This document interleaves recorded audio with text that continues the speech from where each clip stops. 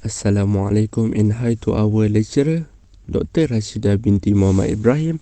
We are from Group 1B. Our topic is consumer privacy, employee able to identify or avoid risk. Our group consists of 4 group members, which is Muhammad Aikal bin Abdul Hamid, Wan Tasnim binti Wan Zainuddin, Ain Suraya binti Azhan, and Rosmawati binti Abdul Aziz. This is the chance or probability of that hazard causing harm or damage to people, property or the environment. There are risks in every workplace. You have a legal duty as an employer to look after the welfare of your workers and protect them at work against health and safety hazards. It is necessary to recognize, track and reduce the risks associated with occupational hazard in order to manage the health and safety of the workplace and help avoid injuries and the absence of sickness. We will give a few tips on how to help you to stay secure. For tips number 1, follow a clean desk policy. Follow a clean desk policy. Following a desk policy will help to reduce the risk of information theft, fraud, or a security breach caused by sensitive information being left in plain view. When leaving your desk, be sure to lock your computer and put away sensitive documents. Tips number 2. Be aware when creating or disposing paper documents.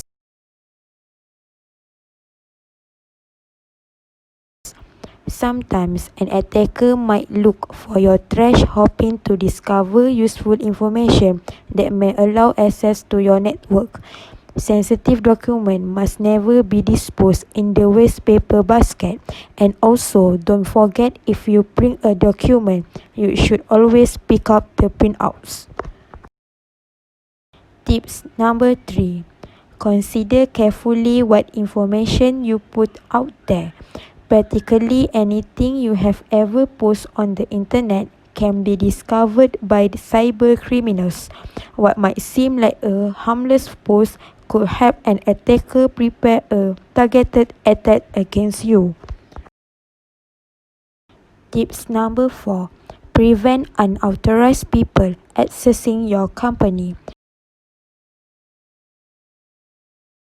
An attacker may try to gain access to the building by pretending to be an employee, visitor, or service personnel. If you see a person you don't know without a badge, don't be shy to approach them. Ask for their contact person so that you may verify their identity. Tips number 5. Just because they know you doesn't mean you know them.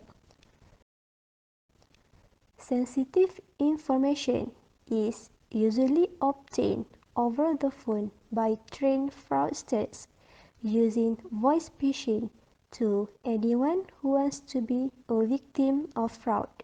Therefore, every call received must be careful and do not divulge sensitive information to unknown callers. Tips number 6. Finishing scams. Don't bite. Hackers who want to get important information will usually try to obtain information such as usernames, passwords, or make victims download malware. Therefore, every email received from an unknown sender must do not verify personal or financial information. In addition, the email that do not know who is the sender should be sent to the IT security department. Tips number 7.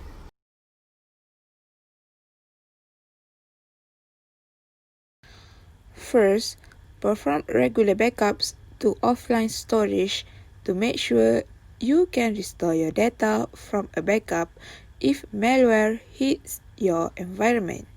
Second, if you have to download a file from internet, an email, an FTP site, or a file sharing services, scan it before you run it. A good antivirus software will do that automatically, but make sure it is being done. Next, when you don't know or trust the sender, do not open the mail attachment. Also, never plug in USB devices from untrusted sources.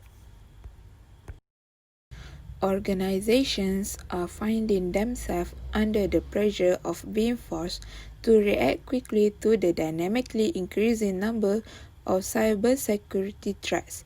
Since the attackers have been using an attack life cycle, organizations have also been forced to come up with a vulnerability management life cycle. The vulnerability management lifecycle is designed to counter the efforts made by the attackers in the quickest and most effective way.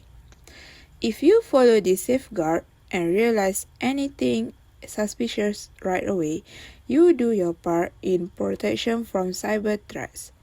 Thank you and be safe.